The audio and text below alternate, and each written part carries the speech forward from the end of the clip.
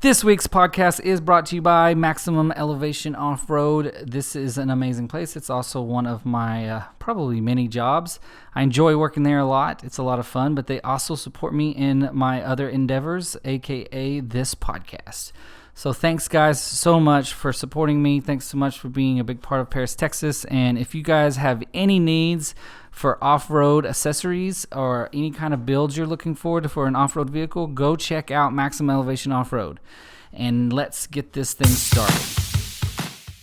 Welcome to another Paris, Texas, a podcast. This is a podcast where you get to listen to people's stories, people that have either influenced or lived in the city of Paris, Texas. I love hearing their stories, and I can't wait for you to hear the next guest.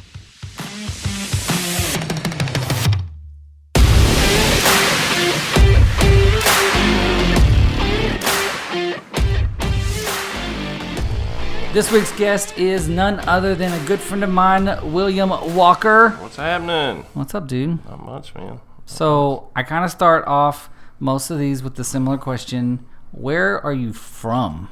Ooh, that's a good question, actually. I was born in Monroe, Louisiana, but we moved around a ton. My dad's a associate pastor, has been for years, and we kind of bounced around, East Texas. So you're a PK? Mm-hmm. Yep. An That's APK, cool. I guess. An APK. Associate pastor kid. Yeah, he was more the education side, that kind of thing. Had to put it, all these VBS stuff that we're working on now, he had to do all that and curriculum and everything. So that was his deal, though, the education of kids and all. So awesome. So there wasn't one place that you called, was there one place that you called that was home? If you say my childhood home was... Well, I don't know. I would say formative years were Florence, Alabama. Alabama. Yeah, we moved up there. I was in the 6th grade and stayed there through what should have been my college career. Moved away about 22. So that was the longest period of time I spent. And that's where you fell in love with Jambalaya? Oh no, that's deep rooted. That's back in Louisiana. Yeah. Oh, Louisiana. Yeah. Oh, yeah. When did Louisiana fall in? Well, see, that's where my family's from. I was born in Monroe, Louisiana. And we moved around. We lived Baton Rouge, Pineville, all over the state, kind of. So, yeah. And you make a mean jambalaya, right? So I've been told jambalaya, gumbo. Love the crawfish etouffee, all that good stuff. Yeah, shrimp bisque. It's delicious. Did your parents teach you that, or yeah, some there's some of those things that I'm a little bit better at than my mom. She's kind of lost a step in recent years, but no, I like to mess with the recipes, and I get new ideas from places, and it's just a lot of fun. It's one thing I enjoy. When you taste this is not really pertinent information, but it's a question that I'm curious about. When you taste other people's jambalaya or a gumbo, do you try to figure out what's in that? Yeah, or what's in it, what's wrong with it, What's wrong? That kind of thing, there's a couple of dishes like that. I won't name any restaurant names, but you go and it's just the sauce looks different, it's the wrong color, it's just not, and my wife's even said, hey, I'm not going to eat that here because I know I'm going to be disappointed. So that's a good feeling. Yeah, that is a good feeling. The family likes it, so. All right, so in your informative years, your high school, almost to college years, what was your thing? What was something you liked to do? Well, that's really when I got into music. Music? That area of Alabama, Florence, the Muscle Shoals area. I don't know if you're familiar with Fame Studios up there, in the 70s. Everybody, Aretha Franklin, Elton John, they all came there. Leonard Skinner's from there and all, and so.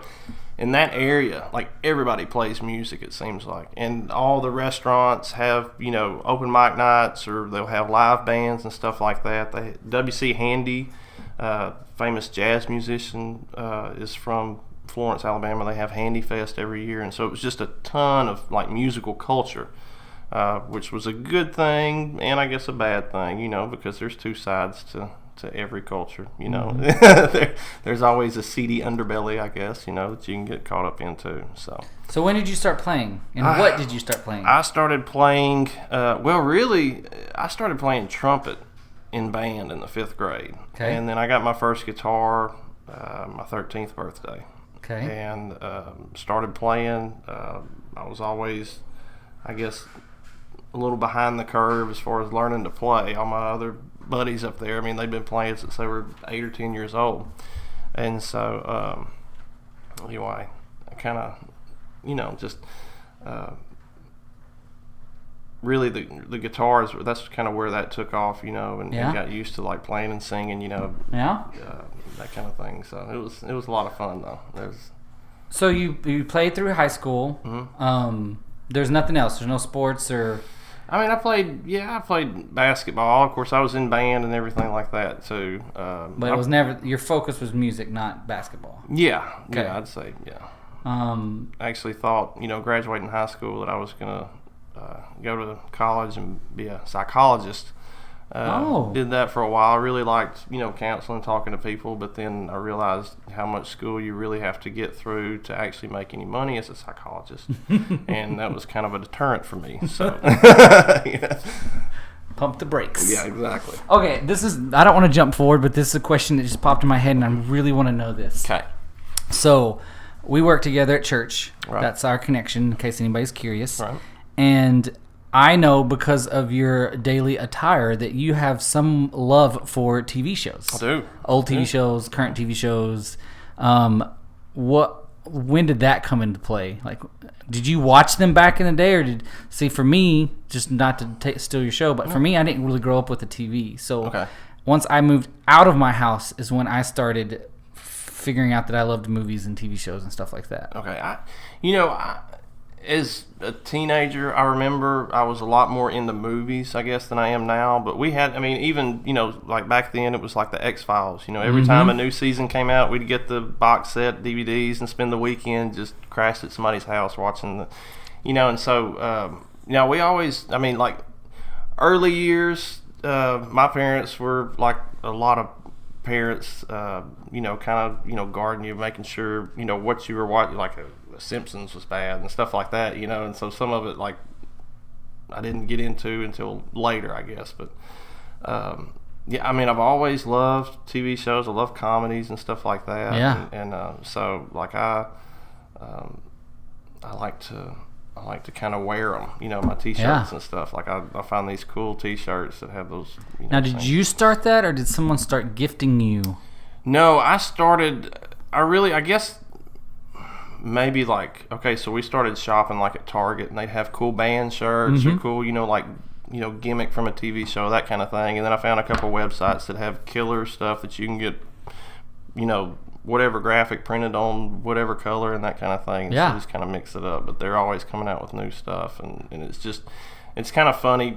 Some of the shirts kind of look funny. Some of them are kind of like an inside joke. And if you haven't seen the show, you have no clue. Like what Ron Swanson's face outline looks like. Yes. So. I know. I do. I know what it looks like. So. That's awesome. Is it a gift that a lot of people give you now? I have people say, "Hey, I saw something, I thought of you," that kind of thing. I don't get gifted a lot of shirts, I guess. Yeah, but I've got way too many, as Molly would say anyway. So I don't know if that's a such thing. When you have a like that, then you should have a plethora. Yeah, well, maybe it's just not enough room for storage, Oh. And I feel like some of them don't get rotated in enough, maybe. Well, maybe you should start like a Rubbermaid, and then you break them out in seasons. Yeah, well, I've tried. I haven't come up with a good way to store them to be able to see what I'm digging through and everything. Yeah, so I feel like if they were in a tub, they might get used less, or they may get donated without me knowing. No, I'd put a lock on it. Yeah, don't let that happen. No. I would break them into like TV shows, and then bands, and then movies maybe, and then you could just rotate. If you rotate them enough, then when you go to look to rotate it, you can get mad at whoever's moved it. That's true. Well, I've got my every quarter. I've got kids starting to come up the same size as me, stealing my shirts and stuff too. So that's an issue. I have a box of shirts that I've outgrown. Yeah. That I want. I'm like, I think my kids are gonna like this. Right. I'm probably totally wrong. Right. 10 years from now, when they're probably closer to my size, they're probably not gonna care what Dad wore 15 years ago. But I'm like, I can't get rid of this Star Wars shirt. I just can't. Well, I mean, just like the other day, I was giving a couple of shirts to Buddy, and he's really kind of 14 years old, kind of getting into that age. It's like, okay, well, you don't know anything about Monty Python and the Holy Grail. He doesn't yet. know anything. No, so how can he be a Doctor Who fan and not know anything about Monty Python? I don't know. He loves Doctor How have Who. you not introduced it to him? Well, I have not, but I mean, like this was a conversation we were having a couple months ago, okay. and it finally came out on Netflix, and because I didn't want to, yeah. like, really, I've got boxes full of DVDs of old stuff, but I don't know if I have a DVD player at the house. I had to go buy one. Right, so I mean, it's like finding a case of VHSs or something. I had one too many people call me and ask for me to convert their VHS to a DVD or to a digital format, and I finally broke down. Actually, Melissa Jones bought me a little device that helps me convert that. Cool. So I mean, yeah, you can probably get a DVD player for $20 or $30 now. Yeah, but you can't get a VHS player. No, you can't buy. I don't think you can buy them new. I might be wrong. I wouldn't think so. But I had a garage sale or a Facebook. I put a call out on Facebook. Hey, I need this for a project. Go. Yeah. And sure enough, somebody had one. Yes. I think it was. Oh my gosh, I'm gonna feel bad because I can't remember. It was. Man, was that another thing? Because I do this a lot on my Facebook. I need something for a video project or another project, and I'm like, hey, does anybody have access to? And I've done this a few times, so I'm confusing who did it. But I think it was Ashley Hilliard's mom. Okay. I might be wrong on that though. Okay. Anyway, so back to you. We got sidetracked on shirts. So you left high school. Did you start college? I did. I started college. By that point, I was kind of doing my own thing. I'd played in worship bands and stuff at church and everything, and then really, to be honest, because we had so much moving around based on Dad's job and everything, changing churches and stuff like that, I kind of got bitter to that, and so I really kind of started doing my own thing, and it meant playing at bars and stuff, and then partying and all that, and so it was kind of like school took a back seat. I didn't really worry that much about it. Of course, everybody up there thinks they're going to make it to Nashville anyway. Yep. So but I wasn't serious enough about anything. I guess it was a little bit of chase it. Failure to launch kind of scenario, So yeah, that led down a long road of lots of trouble, and landed me in Midland, Texas, at Teen Challenge at 25. Okay, and how? So, do you want to tell some about that? Sure, I can. Tell everybody what it is. Okay, Teen Challenge is a faith-based rehabilitation program. It's generally a 12-month program, and it's like you go in and you start back with Bible 101, the basics and stuff, because a lot of people that come in, are coming out of prison or something like that, have never had that kind of exposure, don't have that relationship with God, but like I was upset about it, just like, okay, I'm going here because I don't want to go to prison, and that was like the deal we made in court or whatever, because I kept drinking and driving. And so I get there, and it's like basics of the Bible and stuff, and I'm like, God, why are you doing that? Why am I here? And all I kept hearing him say back to me is like, look, if you would have paid attention, if you would have, like, all this stuff, you've got head knowledge, but if you would have applied it to your life, you wouldn't be where you're at. Right. Just sit back, pay attention, do what you're being asked to do, and just humble yourself. And so that's kind of what I had to do. And in that process, I met Molly, my wife. She was also out there at Teen Challenge. At Teen Challenge, yeah. Awesome. She was here from Paris and had moved out there. We had never, of course, met prior to that. Had you ever been to Paris, Texas prior to that? No. Okay. No, I'd never heard of Paris, Texas. I mean, I'd never heard of Midland, Texas. I moved, it was 10 hours from my home back in Bastrop, Louisiana. And so it was just, we knew that through relationships that it was a good program. because there's like 300 of them across the country. Awesome. And they're still going, right? Oh yeah, still wide open. So, but yeah, never heard of Paris, Texas, but moved there, went to Teen Challenge and everything, and to Midland. You moved to Midland, moved went to to Midland, Teen Challenge, and once met Molly. Yeah, once we graduated, it was like 3 months later, and we were married. Whoa. Slow down. So, first off, could you even date in Teen Challenge? No.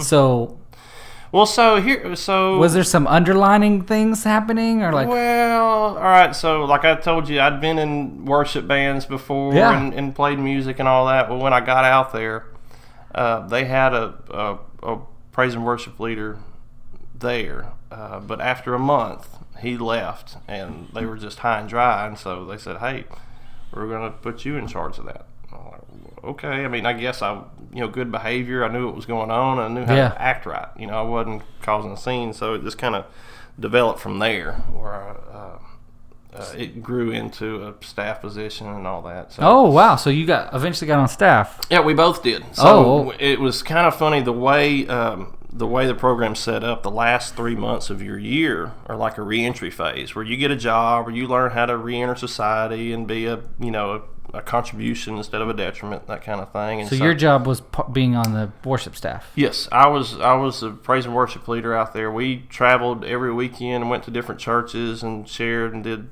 testimonies and all that kind of stuff. And so had a choir and all that I had in a band. I had to oversee and develop, and that's fun too, because people are constantly in and out of the program. Yeah. So all your people are changing. Talent changes a lot. Mm-hmm. Yeah. Awesome. So, but I was doing that. Molly was the rally coordinator, which meant that she did all the scheduling for everywhere I went. Okay. On the weekends. So you talked to her probably often. I had an excuse to talk to her on the phone every once in a while. Once in a while. It was about business stuff. Right. And I probably 2 months into the program, I had seen her from across the room, and I told one of my buddies, I said, "You see that girl right there? I want to." Molly's kind of tall. She's about 5'8", 5'9", or whatever. I said, "You see that tall blonde over there? I'm gonna marry her. We're gonna raise a ball team." I knew she had a reputation already. That she was she went to college playing softball and all that. And I said, "Watch this, boys." And so, but for those that don't know you, you're also a tall person. Yes, I'm 6'4", and so I kind of picked her out of the crowd, and a lot of times. Guys or girls would do that, and like people coming and going, nothing really lasts. But I felt like I already had it figured out. Yeah. And Molly found, she got her word later, I guess you'd say. Well, not too much later. Not. Yeah, she was when she was coming into her 9th or 10th month. She said we were on a trip somewhere, and I was out front singing a song. And she heard, the Holy Spirit say, just, you see that man right there, that's who you're going to marry. She's like, oh, okay. You got to be kidding me. You got to be kidding. But, she kept getting confirmation, and I had the same. And so, we graduated I graduated in March. She graduated in April, and we got married in July. Wow. Yeah. Rock and roll. It'll be 10 years this July. We've been married. So. And y'all are a hoot together, like. Oh, y'all can get a table rolling. Which Molly's a lot more outgoing than I am. I guess. Know about that. In social situations, like I don't mind being on stage and singing or talking or doing whatever, but like when it's just a few of us sitting around talking, like I don't know, I don't interject myself as much as she does. I mean, she has that feeling that she needs to keep it going. She needs to keep the conversation going. No dead space. I have the whole philosophy, it's better to hear than be heard. I like to listen and make other people feel like what they have to say is valuable. I don't know. Maybe I'm just in the right circles when you're just in your funny mode. Maybe. I mean, and people I'm more comfortable with or closer to. Yeah. Because I've been in many situations with you when you get the whole table rolling. Well, it's the timing has a lot to do with it. Just interjecting something small, kind of funny. You hold back for that perfect moment with the best line. Isn't it worth it though? It is. It is. When Molly, love her to death. Yeah. She has a funny line pretty much always. She does. She just has like this treasure trove of like funny. She's hilarious. And she just picks it and throws it out, and you're like, that's hilarious. And that's the thing. We constantly are making one another laugh and cutting up and everything. So it keeps our relationship pretty fresh. I bet. Yeah. All right. So you got married. What happened then? What'd y'all do? So we stayed. That was 2009. So we stayed out in Midland. We both were on staff at that point. It wasn't long before they asked me to start doing the finances out there as well, and so that took on more of a full-time role and that kind of thing. We started having kids after a couple years, and we we were out there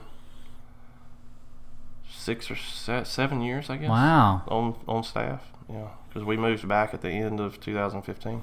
Now, did you move back because family?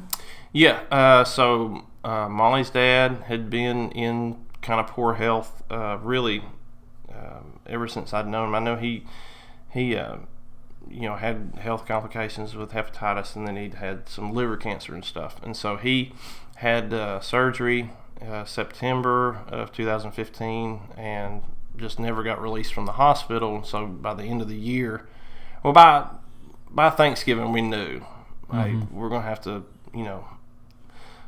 be closer. We're going to have to close all our ties off out there, and so we left everything we knew really and moved back home to either take care of Johnny if and when he got out of the hospital, or just look after Kathy, my mother-in-law. And so that's what ended up happening. He passed away right after the first of the year, and we've been here taking care of her and just rocking on ever since. What was your first impression of Paris, Texas? The first time you came? I always loved it. I mean, it's a small town, but I'm from kind of a small town. I like that feel. I can watch like a show or movie, that has a million people in Times Square, and like I'll start, like, my throat will close up. Yeah. Like, I cannot imagine being like people on top of one another. I like my own personal space and your own bubble. Mm-hmm. So no, I like the smaller town feel. I mean, we miss some of the accoutrements that come with a larger area. Yep. Like malls and more than 4 or 5 restaurants. But I mean, and of course, whenever Corey and Melissa moved here to this church, and Johnny and Kathy had moved over, we started visiting here when we would come into town. I loved it. I just knew, like, from then on, like, that's where we need to be. I never knew how it would work out, but I mean, I would say a couple of years anyway before we actually moved back to Paris, I already felt like this is where, and so like from then on, I was looking for every excuse in the world to leave Midland. Like I was, I'm miserable. I hate this. Right? We're never gonna get out of here. We're gonna, because if you've never been to Midland, it's really dry and desert-like. There's not many trees. There's a lot of cactuses, and tumbleweeds are a real thing. And it doesn't ever rain out there, which right now I could do with a little less rain. But growing up around rivers and creeks and trees and stuff, you really kind of miss that pretty quick. So yeah. So, just in case anyone's doesn't go to church with us, we're talking about Christian Fellowship Church, CF Paris. So how long were you in town before you got? What was your first job when you got here? Let's see. When we first moved, Molly went to work with Kathy at North Lamar School District over there at Bailey Intermediate. I did not work. I went to school for a little while, and I stayed home. The kids were real young. Jack was just a year old, our youngest, and so I stayed home for 10 months and took care of the kids and everything. Awesome. Really before I came on staff here at CF Paris in October of 2016. So I enjoyed that, hanging out with the kids and taking care of them. It was, it can be exhausting at times as well, but yeah, it was a pretty cool opportunity for me to do that. Awesome. So you've been here ever since? Still love it? I love it. Yeah. Excited for the new building? Man, so excited. We spent of course, all day yesterday putting up screens and stuff. Mm-hmm. And just can't wait to get in there. Yeah, it's gonna be great. Very anxious. That was how I would say it. Mm-hmm. Awesome. And you played worship here at the church as well. If anybody wants to come and see your amazing musical talents. I'll be here, amazing or not. No, definitely amazing. Well, thank you. Thank you so much for being on my podcast. Okay, I got one more question. Okay. What is your favorite place to go in Paris, Texas? It can be anything. It can be a restaurant. It could be on the side of a bank of a pond. It can be anything. Man, I would have to honestly say home. We love where we're at. Homebodies. Yeah, we love doing our own thing, not doing anything. We love, we're out kind of real close to the country club, and it's quiet out there, and we got, cool neighbors. Everybody kind of stays to herself for the most part. Catching up on your TV shows. Yeah, riding the kids around on a golf cart all over the place. It's just, just chilling at home. Awesome. I have not had that answer yet. Yeah. It's not a bad answer. I like home too. Oh. Awesome. Well, thank you again so much for being on this Absolutely. podcast. That's awesome. Yeah, man. I'm Thanks glad for to having have me. you. Yeah. As always, guys, we come out with a new podcast every Monday. Check out next week to see who the next guest is going to be. Again, I want to thank Maximum Elevation Off-Road, or MEO, for sponsoring this podcast. I couldn't do as much as I do without you guys who support me and sponsor me, and that is amazing. See you guys next week.